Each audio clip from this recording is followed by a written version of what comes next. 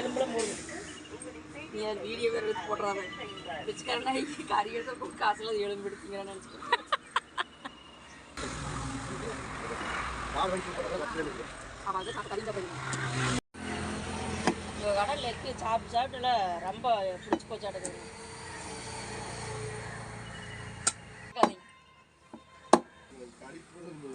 காலையில் ரெண்டா வெட்டி வச்சுருப்பான்.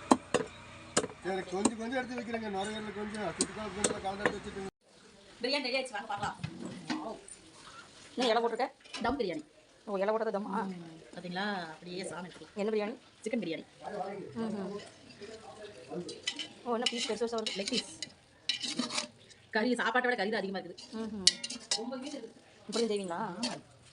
ஏன்னா நீங்கள் சாப்பிட மாட்டேங்கிற டேஸ்ட்டில் உங்களுக்கு தெரிய மாட்டேங்குது. எனக்கு பிடிக்காதே. சாப்பிட்டு பாருங்க. சாப்பிடலாங்களா? வாங்க சாப்பிடலாம்.